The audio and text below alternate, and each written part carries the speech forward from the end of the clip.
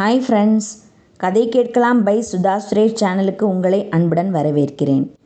பேசிக்கொண்டிருப்பது நான் எழுத்தாளர் சுதா சுரேஷ்.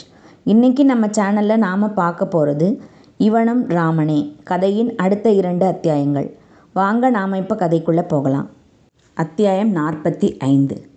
ராமும் நேத்ராவும் சோர்ந்து போய் இதற்கு மேல் தங்களால் ஏற முடியாது என்கிற நிலைக்கு தள்ளப்பட்டிருந்தனர்.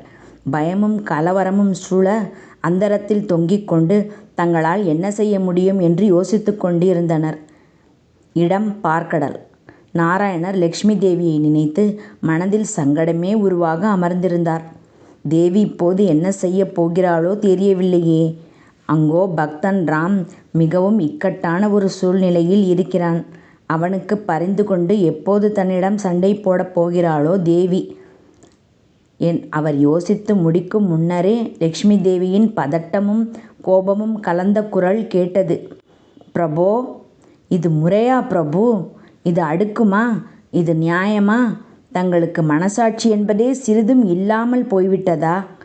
எப்படி இப்படி ஒரு கொடுமைக்காரராக மாறினீர்கள் தாங்கள்? இதை கேட்பார் யாருமே இல்லையா? தேவி, தேவி, உன் புலம்பலை சற்றே நிறுத்துகிறாயா தேவி? இப்போது என்ன நடந்துவிட்டது என்று தாம் தூம் என்று குதிக்கிறாய்? என்னது, தாம் தூம் என்று குதிக்கிறேனா? பேசுங்கள் பிரபோ, பேசுங்கள், நன்றாக பேசுங்கள். தாங்கள் ஏன் பேச மாட்டீர்கள்? தங்களுக்கு கேட்பதற்குத்தான் எவரும் இல்லையே. எல்லாம் தங்கள் இஷ்டம்தானே. செய்யுங்கள், என்ன வேண்டுமானாலும் செய்யுங்கள். தங்களுக்கே இது நியாயமாகப்பட்டால் சரிதான். தேவி, கொஞ்சம் விவரத்தை கூறுகிறாயா? ஆஹா, தாங்கள் எதுவுமே தெரியாத பச்சை மண் பாருங்கள். ஆஹா, என்ன நடிப்பு! தேவி, மீண்டும் நீ நம் பக்தனுக்காகத்தான் இத்தனை பேச்சுகள் பேசுகிறாயா? கூறு தேவி. ஆம் சுவாமி, இதை நான் தங்களுக்கு தனியாக வேறு உரைக்க வேண்டுமா? ஒன்றுமே புரியாதவர் போல் நடித்தால் எனக்கு கெட்ட கோபம் வரும் பிரபோ. ஆமாம், சொல்லிவிட்டேன். தேவி, இதோடு உனக்கு நான் 1000 முறை கூறிவிட்டேன், இறுதியில் எல்லாம் நன்மையில்தான் முடியும் என்று. என்னை நம்பு என்று கூறுகிறேன். நீ என் பேச்சை சிறிதேனும் காது கொடுத்தாவது கேட்கிறாயா? இல்லை என்றால் மதிக்கவாவது செய்கிறாயா? அவர்கள் பூமிக்கும் இல்லாமல் வானுக்கும் இல்லாமல் அந்தரத்தில் தொங்கிக் கொண்டிருக்கிறார்கள் பிரபோ. மிகவும் சோர்ந்து போய் இதற்கு மேல் தாக்குப்பிடிக்க முடியாத அளவிற்கு வந்துவிட்டார்கள். இன்னும் நான் பொறுமையாக இருக்க வேண்டும் என்று கூறுகிறீர்களா பிரபு? அவர்கள் அந்தரத்தில் இருந்து கீழே விழ நேர்ந்தால் அவர்களின் கதி என்னவாகும் தெரியுமா பிரபோ? அவ்வளவுதான், அதோ கதிதான். தெரிகிறதா? ஆனால் அவ்வாறெல்லாம் நடக்காது தேவி. கண்டிப்பாக, கண்டிப்பாக தேவி. உண்மையாக? ஆம் தேவி, உண்மையாகத்தான். எந்த பிரச்சனையும் அவர்களுக்கு ஏற்படாது. என்னை நீ தாராளமாக நம்பலாம். அப்படியென்றால் அதை முன்னரே செய்யலாம் அல்லவா? ஏன் அவர்களுக்கு இவ்வளவு சிரமத்தை கொடுக்க வேண்டும்? ஏன் அவர்களை இப்படி பாடாய் படுத்தி எடுக்க வேண்டும்? அது அப்படித்தான் தேவி. ராம் மேற்கொண்டிருப்பது சாதாரண விஷயம் அல்ல. தன் மனைவியின் தலைவிதியையே மாற்றும் முயற்சியில் இறங்கியுள்ளான். அதை எந்தவித சிரமமும் இல்லாமல் அவ்வளவு எளிதாக நடந்துவிடாது. பல மடங்கு சிரமம் மேற்கொண்டால்தான் தான் நினைத்ததை அடைய முடியும் அவனால். பொதுவாகவே எந்த விஷயமும் எளிதில் கிடைத்துவிட்டால் அதற்கு மதிப்பு இருக்காது தேவி. அளவு கடந்த சிரமத்தை அனுபவித்த பிறகு கிடைத்தால்தான் அதற்கு மதிப்பு. ஒரு சாதாரண விஷயத்துக்கே இதுதான் நிலைமை என்கும் போது ராம் ஆசைப்பட்ட விஷயம் சாதாரணமான ஒன்று கிடையாது. இயற்கைக்கு அப்பாற்பட்டது. அது அவனுக்கு எளிதில் கிடைக்கச் செய்ய நான் விடமாட்டேன் தேவி. தயவு செய்து இதை புரிந்து கொண்டு அமைதியாக வேடிக்கை பார். எல்லாம் நன்மைக்கே. ராமுக்கும் அவனுடன் வந்த அந்த பெண்ணுக்கும் ஒன்றும் நேராது. உன் புலம்பலை சற்றே நிறுத்து. என் மீது கோபப்படுவதை முதலில் நிறுத்திக்கொள். நான் பாவமல்லவா?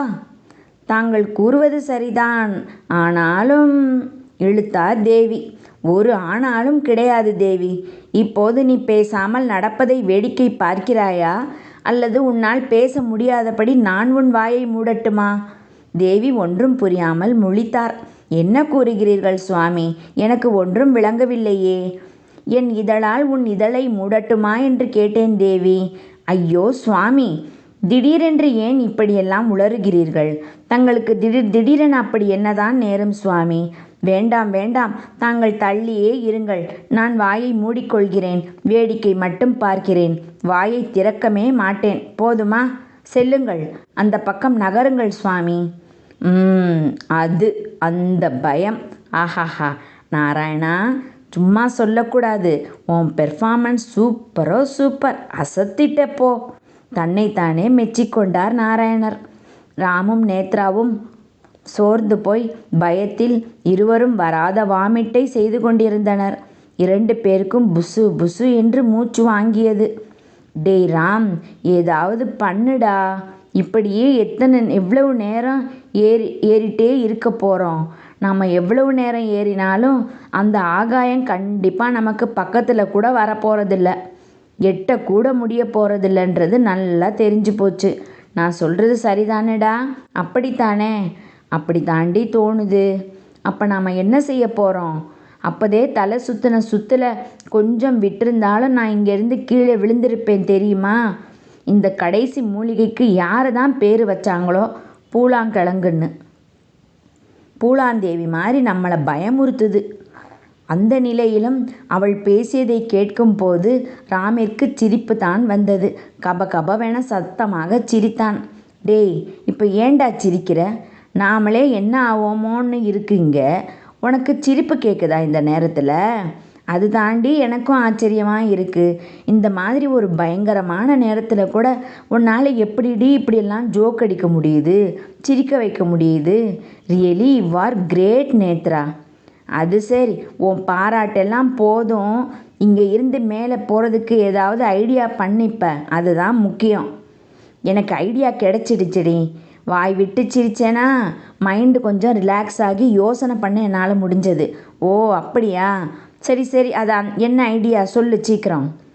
தழுதாளன்ற 3வது மூலிகையை எடுக்கிறப்ப அங்கே தண்ணியில் முதலையாக இருந்து அப்புறம் மனுஷனாக மாறினானே, அவனோட பேர் கூட மார்த்தாண்டன். தேவலோகம்தான் என் இருப்பிடம் அப்படின்னு கூட சொன்னானே, அவனை ஹெல்ப்புக்கு கூப்பிடுவோன்னு நினைக்கிறேன். அப்பாடா, சூப்பர்டா, உடனே செய். உடனே கண்களை மூடிக்கொண்டான் ராம். மனதில் அந்த இளைஞனை நினைவில் கொண்டு வந்த பிறகு அவனையே நினைத்தபடி வேண்டினான். மார்த்தாண்டனே, எனக்கு உன் உதவி தேவைப்படுகிறது. வருவாயா இளைஞனே? உடனே வந்து என் வேதனையை தீர்ப்பாயாக. உடனே அடுத்த கணம் மார்த்தாண்டன் அங்கு தோன்றினான். வணங்குகிறேன் இளைஞனே, வணங்குகிறேன். தாங்கள் என்னை அழைத்தீர்களா? கூறுங்கள், தங்களுக்கு நான் என்ன செய்ய வேண்டும்? எங்களுக்கு இங்கிருந்து ஆகாயத்துக்கு செல்ல வேண்டும். நாங்களும் இந்த நூல் ஏணியில் ஏறிக்கொண்டேதான் இருக்கிறோம். ஆனால் ஆகாயத்தை தான் எட்டினபாடு இல்லை. நீ எங்களை கொஞ்சம் அங்கு அழைத்துச் செல்கிறாயா இளைஞனே? மார்த்தாண்டன் சிறிது நேரம் யோசித்தான். பிறகு முகத்தில் ஒருவித சங்கடத்துடன், என்னை மன்னியுங்கள் இளைஞனே, தங்களை இங்கிருந்து அழைத்துச் செல்ல என்னால் இயலாது. அதற்கு எனக்கு அனுமதியும் இல்லை. தாங்கள் ஆகாயத்தை வந்தடைந்த பிறகு தங்களுக்கு ஏதாவது உதவி தேவைப்பட்டால் தான் என்னால் செய்ய முடியும். அதற்குத்தான் எனக்கு அனுமதி இருக்கிறது. மன்னியுங்கள், நான் வருகிறேன். அடுத்த கணம் அங்கிருந்து மறைந்தான் மார்த்தாண்டன். ராமும் நேத்ராவும் செய்வதறியாது திகைத்து பரிதாபமாக அங்கேயே அந்தரத்தில் தொங்கிக் கொண்டிருந்தனர். அத்தியாயம் 46.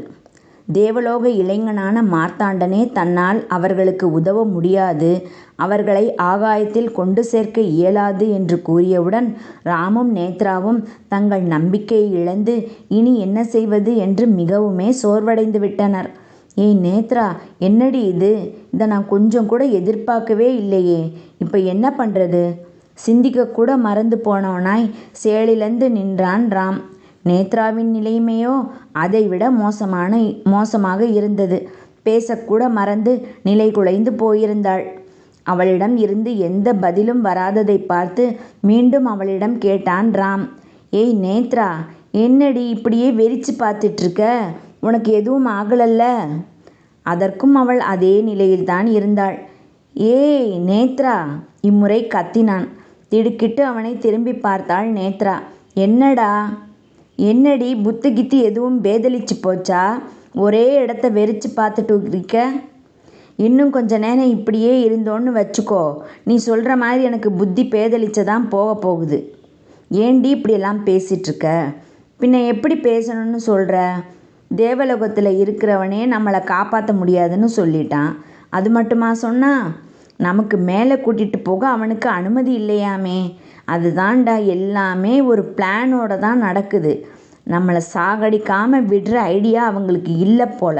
அவ்வளவுதான், போச்சு, எல்லாமே போச்சு. எரிடி, ஒவ்வொரு மூலிகை எடுக்கிறப்பையும் எத்தனை பிரச்சனை வந்துச்சு, எப்படியெல்லாம் வந்ததுன்னு ஞாபகம் இருக்குல்ல உனக்கு? எல்லாத்தையும் ஏதோ ஒரு விதத்தில் ஹெல்ப் கிடச்சி நம்மளால் சாதிக்க முடிஞ்சதில்ல. இதுக்கும் ஏதாவது ஒரு வழி இருக்கும். இரு, கொஞ்சம் யோசிக்கிறேன். எப்படியாவது நாம் ஆகாயத்துக்கு போகிறோம், மூலிகையை எடுக்கிறோம். ஓகே? ஆமாம், இதெல்லாம் நல்லா பேசு, கேட்குறதுக்கு நல்லா தான் இருக்குது. ஆனால் இப்போ உடனடியாக நாம் ஏதாச்சும் பண்ணணும். அப்போ தான் நாம் தப்பிச்சோம். இல்லைன்னா நமக்கு சங்கு தான், தெரியும்ல? ஐடியா.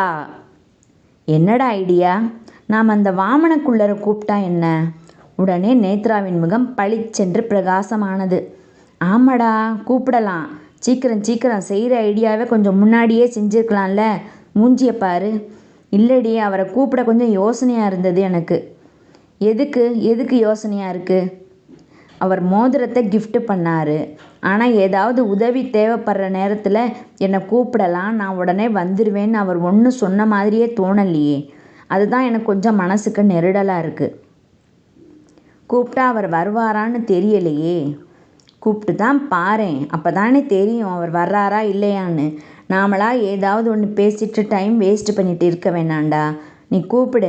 எனக்கு என்னமோ கண்டிப்பாக அவர் வருவாருன்னு தோணுது. வந்து ஹெல்ப் பண்ணுவார். நீ வேணா பாரேன். சரி, ட்ரை பண்ணி பார்ப்போம். ஏதாவது ஒன்று செஞ்சு தானே ஆகணும். ராம் தன் கண்களை மூடிக்கொண்டு வாமனக்குள்ளரை மனதில் நினைத்து கொண்டு வேண்டினான். வாமனக்குள்ளரே, தங்கள் உதவி எங்களுக்கு தேவைப்படுகிறது. வருவீர்களா? வந்து எங்களுக்கு உதவுவீர்களா? அங்கு எந்த சலனமும் சத்தமும் இல்லை. இருவரும் முகம் வாடி போனார்கள். இன்னொரு தடவை கேட்டு பார்க்குறேன்டே. கண்களை மூடி மீண்டும் வாமனக்குள்ளரிடம் உதவி கேட்டு வேண்டிக் கொண்டான். அடுத்த நிமிடம் அங்கு பிரகாசமாக ஒளி வீசியது. அந்த ஒளியின் நடுவே தோன்றினார் வாமனக்குள்ளர். ஆனால் இம்முறை அவர் குள்ளனாக வரவில்லை. கால் எங்கு இருக்கிறது என்றே தெரியாமல் நீண்டிருந்தது. முகமோ ராமின் எதிரில் அவனை நோக்கிய வண்ணம் இருந்தது. அவரை பார்த்ததும் இருவரின் முகமும் மலர்ந்தது. அவரை பார்த்து இருவரும் கைகூப்பி வேண்டினர். வணங்குகிறேன் ஐயா. என்ன இளைஞனே, நலமாக இருக்கிறாயா? பெண்ணே, நீ நலமா? நேற்று வரை நலமாகத்தான் இருந்தோம் ஐயா. உடனே பலமாகச் சிரித்தார் அவர். அஹஹா, அப்படியானால் இப்போது நலமாக இல்லை என்கிறீர்களா? அதாவது ஐயா, ரொம்ப நேரமாக இந்த ஏணியில் ஏறிக்கொண்டே இருக்கிறோம். ஆனால் எங்களுக்கும் வானத்துக்கும் உள்ள இடைவெளி சிறிது கூட குறையாமல் அப்படியே இருந்து பயமுறுத்துகிறது. நாங்கள் மிகவும் சோர்வடைந்து விட்டோம். அந்தரத்தில் தொங்கிக் கொண்டு என்ன செய்வதென்று புரியாமல் விழித்து கொண்டிருக்கிறோம். ஓ, இப்போது நான் என்ன செய்ய வேண்டும் என்று எதிர்பார்க்கிறீர்கள்? அது கொஞ்சம் பெரிய மனது பண்ணி எங்களை கொண்டு போய் ஆகாயத்தில் விட முடியுமா? அப்படியா? அவர் யோசிப்பதைக் கண்டு பயந்து மீண்டும் அவரிடம் கெஞ்சினான் ராம். ஐயா, தங்களை விட்டால் எங்களுக்கு உதவி புரிவதற்கு இங்கு யாருமே இல்லை. தாங்கள் தான் எங்களுக்கு உதவி செய்ய வேண்டும் ஐயா. உதவி புரிய இங்கு நான் மட்டும்தான் இருப்பதாக கூறுகிறீர்கள். அப்படியானால் என்னை அழைக்க உங்கள் இருவருக்கும் இவ்வளவு தாமதம் ஏன்? என் நினைவு உங்களுக்கு மனதில் வரவே அவ்வளவு நேரமானதா? உங்கள் அழைப்பிற்காகத்தான் நான் அவ்வளவு நேரமாக காத்திருந்தேன் தெரியுமா? ராமும் நேத்ராவும் ஒருவரை ஒருவர் பார்த்து கொண்டனர். ஐயோ, பெரிய தப்பு செய்துவிட்டோமே என்று அவரை பரிதாபமாக பார்த்தனர். மன்னியுங்கள் ஐயா, தாங்கள் என்ன சொல்வீர்களோ என்கிற ஒரு தயக்கம்தான் தங்களை உடனே அழைக்காததற்கு காரணம் ஐயா. தயவு செய்து மன்னித்து விடுங்கள் எங்களை. சரி, வாருங்கள். நான் என் உள்ளங்கைகளை விரித்து கொள்கிறேன். 2 பேரும் ஒவ்வொரு கைகளில் ஏறிக்கொள்ளுங்கள். நான் உங்களை ஆகாயத்திற்கு அழைத்துச் செல்கிறேன். இருவரின் முகங்களிலும் 1000 வாட்ஸ் பல்பு எரிவது போல் அவ்வளவு பிரகாசமானது. வாமனக்குள்ளர் தன் 2 கைகளையும் விரித்தபடி நீட்டினார். கைகள் ஆடாமல் அசையாமல் பலமாக இருந்தது. ராமும் நேத்ராவும் அதில் மிக எளிதாகவே ஏறிக்கொண்டனர். இருவரும் ஏறிக்கொண்டதும் அவர் மேலே மேலே என்று மேலெழும்பத் துவங்கினார். அவர் பறக்கவும் இல்லை, நடக்கவும் இல்லை, ஏணி மீது ஏறவும் இல்லை. இருக்கும் இடத்தில் இருந்தபடியே தானாக அப்படியே உயர்ந்து நீண்டு கொண்டே சென்றார். சிறிது நேரத்தில் வானத்தை எட்டியதற்கு அறிகுறியாக அவர்களுக்கு அருகில் நட்சத்திரங்கள் மினுமினுத்த வண்ணம் இருந்தன. அது பார்ப்பதற்கே அவ்வளவு அழகாக இருந்தது. அவர்களுக்கு அருகில் பறவைகள் பறந்து சென்றன. அந்த நடு வானத்தில் மனிதர்களை கண்டதும் அந்த பறவைகளே கூட ஆச்சரியப்பட்டு அழகாக இனிமையாக கூவிக்கொண்டும் பாடிக்கொண்டும் சென்றன. ஒரு அரை மணி நேரத்திற்கு பின் அங்கு அழகிய ஒரு மாளிகை கண்ணுக்கு தெரிந்தது. அதை கண்டதும் ராமுக்கும் நேத்ராவுக்கும் சந்தோஷம் தாழவில்லை. தாங்கள் வரவேண்டிய இடத்தை வந்தடைந்து விட்டோம் என்பதை உணர்ந்தனர். அந்த மாளிகையின் வாயிலை அடைந்ததும் நீண்டு கொண்டே சென்ற வாமனக்குள்ளர் நிறுத்தினார். நீங்கள் இறங்க வேண்டிய இடம் வந்துவிட்டது இளைஞனே. இதுதான் தேவலோகம். இருவரும் இறங்கிக் கொள்ளுங்கள். என்னது, தேவலோகமா? ஆச்சரியத்தில் இருவருடைய கண்களும் விரிந்தது. என்ன ஃப்ரெண்ட்ஸ், இந்த பகுதி உங்களுக்கு பிடிச்சிருந்ததா? பிடிச்சிருந்தால் லைக் பண்ணுங்கள், கமெண்ட் பண்ணுங்கள், ஷேர் பண்ணுங்கள். நான் அடுத்த அத்தியாயங்களோட சீக்கிரமாக உங்களை சந்திக்க வர்றேன். அதுவரை நன்றி கூறி விடைபெறுவது நான் சுதா சுரேஷ். பாய் மக்களே.